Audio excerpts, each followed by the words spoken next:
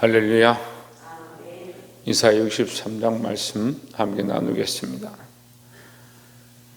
63장도 이제 이사야서를 마무리하면서 하나님께서 심판하고 구원하시는 그 약속을 보여주는데, 심판은 이방인에 대해서 하고 구원은 이스라엘에 대해서 하는 것입니다.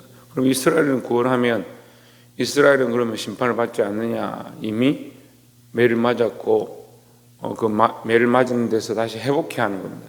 그래서 하나님께서는 반드시 그 대가를, 어제도 말씀 가운데 62장에서 얘기했지만 그 대가에 보응을 주신다라는 거죠. 그래서 이것은 계시록에도 똑같이 우리에게 말씀하십니다. 그들이 행한 대로 갚아주리라 이렇게 말씀했습니다. 그래서 우리가 하나님 앞에 믿음으로 살아야 하고 하나님 원하시는 삶으로 나아가기를 주의 이름으로 축원합니다. 63장 1절에 에돔에서 오는 이 누구며, 붉은 옷을 입고 보스라에서 오는 이 누구냐, 그의 화려한 의복 큰 능력으로 걷는 이가 누구냐, 그는 나이니 공의를 말하는 이요 구원하는 능력을 가진 이니라 했습니다. 하나님께서 우리를 위하여 공의를 행하시고 붉은 옷을 입고 온다. 붉은 옷이라는 뜻은 피옷이란 말이에요. 피옷. 피를 옷에 뿌리고 온다. 그 전쟁의 장수들이 나가서, 지금은 뭐 피를 흘릴 일이 없죠. 멀리서 총을 쏘든지 대포나 미사일을 쏘든지 그렇게 하면 전쟁이 진행되니까. 그런데 이제 옛날 전쟁은 어떻습니까? 칼을 들고 창을 들고 서로 찌르고 싸우니까 장수 같은 경우는 수많은 사람들을 칼로 치고 목을 베고 이렇게 하면 온몸에 이제 선혈이 낭자한 겁니다. 승리한 사람들은 오히려 몸에 피가 많이 묻은 사람이 승리한 사람. 장수의 이런 모습을 표현하는 겁니다. 이절에 어찌하여 내 의복이 붉으며 내 옷이 포도즙 틀을 밟는 자 같으냐. 요한계시록 19장 13절에 보면 이 붉은 옷을 입은 자가 와서 붉은 말을 타고 붉은 옷을 입고 와서 흰 말을 타고 붉은 옷을 입고 와서 심판하신다. 그의 이름이 뭐냐? 공의와 충신이다. 예수 그리스도를 얘기하는 거죠. 마지막 때에 내가 심판하겠다. 예수님의 심판의 모양을 얘기하는 겁니다. 또한 14장 20절에 보면 내가 포도즙 틀을 밟으리니 그 포도즙들이, 붉은 포도즙이 흘러서 스타디온 1200 스타디온, 예루살렘 크기만큼 꽉 찬다 이 말이에요. 그러니까 성전에 가득 찬다. 뭐가 차느냐? 그 대가를 반드시 그들이 범한 죄만큼 지불한다, 이런 뜻을 얘기합니다. 그래서 이건 심판에 대해서 철저하게 하시겠다는 그런 뜻입니다. 3절에 만민 가운데 나와 함께 할 자가 한 자가 없이 내가 홀로 포도즙들을 밟았는데 내가 노함으로 말미암아 뿌리를 밟았고 분함으로 말미암아 질밟았으므로 그들의 선열이 내 옷에 튀어 내 의복을 다 더럽혔음이니 했습니다. 자, 그리고 이 심판에 대해서 얘기하죠. 근데 4절에 보면 이는 내 원수 갚는 날이 내 마음에 있고 내가 구속할 해가 왔으나 했습니다. 내 원수는 뭐냐? 내는 여기서 나는 누구냐면 하나님이죠. 하나님의 원수는 누구냐? 하나님을 믿지 아니하고 하나님의 믿는 백성들을 대적한 자들. 그러니까 본문의 내용으로 보면 이스라엘 백성을 끌고 간 갈대아 사람들, 바벨론 사람들. 내가 그들을 포도즙 틀에 포도즙 짜듯이 내가 밟을 것이다. 그들의 피를 내가 반드시 볼 것이다. 이런 얘기예요. 원수를 보복하겠다는. 그럼 우리를 위하여 보복하시는 이가 누구냐? 하나님이시다. 우리를 위해 싸우시는 이는 누구냐? 여호와 하나님이시다는 거죠. 그래서 우리가 이 말씀을 기억하고 우리를 위하여 심판하시고 우리를 위하여 싸워주시는 하나님을 기억하고 믿음으로 사시기를 주의 이름으로 축원합니다. 어떤 사람들은 하나님 믿는다 하는데 하나님이 심판자가 아니고 자기가 심판자가 돼요. 자기가 마음에 안 들면 이 사람하고는 안 지내고 이 사람한테 내가 이렇게 갚고 그렇게 하는 겁니다. 그 대인관계를 자기가 마음에 드는 사람하고는 친하게 하고 마음에 안 들면 저 사람은 정리해버리고 뭐 그게 무슨 대인관계야? 우리가 하나님께서 싸우시고 하나님께서 승리하신다는 사실을 알고 하나님이 맡기는 것이 믿음이에요. 왜? 보이지 않으니까 그렇게 될 것들이 지금 보이지 않지만 우리가 믿음으로 하나님 앞에 맡기는 그런 신앙들이 필요한 거예요. 그래서 평생을 믿음이 없이 자기 방법과 자기 생각으로 살아온 사람들은 하나님이 하시는 일들을 잘 못 보는 거죠. 지금도 그러니까 믿음이 없어서 하나님 앞으로 하실 일들을 바라보지 못해요. 우리는 지금 이 상황을 보는 것이 아니고 하나님이 하실 일, 하나님이 일하실 것, 하나님이 행하실 것, 하나님의 약속을 바라보고 그 대로를 믿음으로 걸어가는 자들이 되어야 합니다. 두 번째로 7절에 내가 여호와께서 우리에게 베푸신 모든 자비와 그의 찬송을 말하며 그의 사랑을 따라 그의 많은 자비를 따라 이스라엘 집에 베푸신 큰 은총을 말하리라 했습니다. 자, 말한다. 누가 말하냐? 내가 말한다. 내가 여호와께, 그러니까 여기서 나는, 앞에서 나는 하나님이었고 뒤에서 나는 누구냐면 여호와께서니까, 여호와께서, 내가 여호와께서, 그러니까 여호와가 아니고 여호와의 백성들, 이스라엘 백성들이 이제 정신을 차리고 뭘 하느냐? 전에는 세상을 노래하고 바벨론을 노래하고 바벨론에 사는 게 좋다, 애굽에 사는 게 좋다 했던 그들이 이제 입술이 바뀌어서 뭘 하느냐? 그의 찬송을 말하며 그의 사랑을 따라 그의 많은 자비를 따라 이스라엘 집에 베푸신 큰 은총을 말하리라. 말하는 게 바뀌는 겁니다. 우리의 믿음이 어떻게 회복됩니까? 믿음이 회복되면 말하는 게 바뀌어요. 참 우리가 이게 참 신기한데요. 믿음이 회복되면 고백하는 게 바뀌는 거예요. 은혜를 받은 사람들은요, 말하는 게 바뀌게 돼 있어요. 그 삶에 고백하는 것들이 바뀌고 그 행동이 바뀌어지게 돼 있어요. 근데 수십 년 동안 신앙생활을 해도 말이 안 바뀌는 사람도 있습니다. 항상 불평불만하고요, 자기가 하고 싶은 말만 하는 사람들이 있어요. 여러분, 우리 하나님 말씀 우리에게 정확하게 얘기합니다.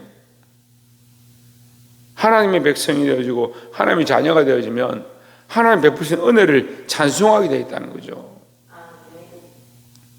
8절에 그가 말씀하시되 그들은 실로 나의 백성이요 거짓을 행하지 아니하는 자녀라 하시고 그들의 구원자가 되사 그들의 모든 환난에 동참하사 자기 앞에 사자로 하여금 그들을 구원하시며 그의 사랑과 그의 자비로 그들을 구원하시고 옛적 모든 날에 그들을 드시며 안으셨으나 10절에 그들이 반역하여 주의 성령을 근심하게 하였으므로 그가 돌이켜 그들의 대적이 되사 친히 그들을 치셨더니 했습니다.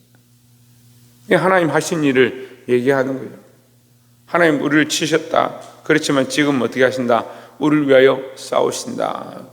하나님 여전히 우리를 위해 싸우고 계시고 처음부터 우리를 위해 싸우셨는데 우리가 변질되어서 하나님의 대적이 되고 세상으로 갔던 것뿐이지 하나님 여전히 우리를 사랑하시고 우리를 안으셨고 우리의 찬송이시다라는 거예요. 여러분, 우리가 하나님께로 가면 돼요. 우리가 하나님을 바라보면 돼요.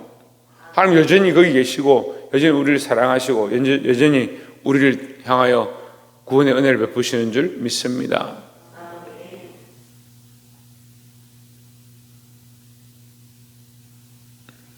주님 말씀 앞으로 나아가는 저와 여러분 되시기를 주의 이름으로 축원합니다. 마지막 세 번째로 16절에 주는 우리 아버지시라 아브라함은 우리를 모르고 이스라엘은 우리를 인정하지 아니할지라도 여호와여 주는 우리 아버지시라 옛날부터 주의 이름을 우리의 구속자라 하셨거늘 했습니다. 자, 옛날부터 주의 이름이 우리의 구속자다. 옛날부터 우리를 구원하셨다라고 하는 거예요. 그게 무슨 말입니까? 우리는 옛날 다시 기억합니다 이 말이에요. 옛날부터 원래 구원자이십니다. 원래 우리의 구속자이십니다. 이렇게 하는 것은 옛날을 기억하는 거죠. 그 옛날 일을 기억하는 게 아니라 옛날에 하나님 우리를 사랑하셨고 지금도 우리를 사랑하고 계시구나, 우리의 구원자이시구나, 이걸 고백하는 겁니다. 예, 제가 이 말씀을 준비하면서 이 구원자이심을 다시 고백하는 게 뭘까? 하나님 우리의 구원자다라고 고백하는 게 뭘까? 거기 회개라는 거예요. 회개가 뭡니까? 나의 죄를 고백하고 나는 아무것도 아닙니다. 나는 스스로 구원받을 수 없는 자입니다. 스스로 나를 구원할 수도 없는 자입니다. 이게 베드로에게요, 예수님께서 우리가 지난주도 말씀을 나눴는데 젊어서는 어떻게 한다고요? 스스로 스스로 띠뛴다고. 내가 알아서 살고 내 마음대로 내가 할 수 있다. 내가 내 마음대로 하면 되지. 나는 내가 구원자고 내 힘이 있고 내가 청년이니까 괜찮아. 이렇게 생각하는 거예요. 자기 스스로가 구원자다 생각하는 거예요. 구원자가 따로 필요 없는 거예요. 그런데 하나님 말씀을 합니까? 우리의 구속자가 되신다. 하나님 우리의 구속자시고 지금도 우리의 구속자시고 앞으로도 우리의 구속자시다는 거죠. 이게 뭐냐? 회개하고 돌이키는 거예요. 이 하나님의 구원을 알고 하나님께로 돌아오시기를 주의 이름으로 축원합니다. 17절에 여호와 어찌하여 우리로 주의 길에서 떠나게 하시며 우리의 마음을 완고하게 하사 주를 경외하지 않게 하시나이까. 원하건대 주의 종들고 주의 기업인 지파들을 위하사 돌아오시옵소서 했습니다. 자여 누가 돌아오라고? 누가 돌아오라고? 하나님께서 돌아오시옵소서. 하나님께서 돌아오시옵소서 했습니다. 자, 하나님께서 돌아와야 되는데 여기 하나님 돌아오시옵소서 했잖아요. 근데 이 회개는 뭐요? 내가 돌아가는 거죠. 내가 돌아가는 거죠. 근데 하나님 돌아오시옵소서 했습니다. 하나님 떠나신 게 아니에요. 그 인간의 관점에서 보면 꼭 믿음이 없어지면 뭐요? 하나님 나를 버리신 것처럼 뭐요? 믿음이 없어지고 죄를 짓고 나면 하나님 나를 구원치 않는 것처럼 내게 응답하지 않는 것처럼 그렇게 느끼는 거예요. 근데 하나님 여전하신데 누가 문제요? 내가 문제죠. 내가 하나님의 구속자 되심, 하나님 구원자 되심을 잊어버린 거죠. 하나님 우리를 향하고 계시고 여전히 우리를 사랑하고 있는데 우리가 눈이 멀어서 귀가 멀어서 보지 못하고 하나님께로 향하지 않는 거죠. 지금도 그렇잖아요. 말씀을 듣는데 하나님 우리에게 말씀하지 않는 게 아니고 우리가 눈이 멀고 우리가 딴 생각을 하고 앉아 있는 거죠. 하나님 돌아오시옵소서 할 때 하나님께서 돌아오시는 게 아니에요. 우리가 돌아가겠다라고 고백하는 거죠. 이 회개의 역사가 우리 안에 있기를 소망합니다. 18절에 주의 거룩한 백성이 땅을 차지한 지 오래지 아니하여서 우리의 원수가 주의 성소를 유린하여 사오니 우리는 주의 다스림을 받지 못하는 자 같으며 주의 이름으로 일컬음을 받지 못하는 자 같이 되었나이다 했습니다. 하나님 우리를 하나님의 백성이라고 부르시는데 우리는 뭐라고 생각하냐? 우리는 하나님의 백성이 아닌 것 같습니다. 우리는 하나님의 백성이 못 되어서 버림받은 것 같습니다. 이렇게 말하는 거예요. 누구의 착각입니까? 우리의 착각입니다. 죄에 사로잡히고 그래 미혹되어서 자꾸 숨는 겁니다. 아담의 모습과 똑같죠. 아담과 하와가 범죄해서 숨어 있습니다.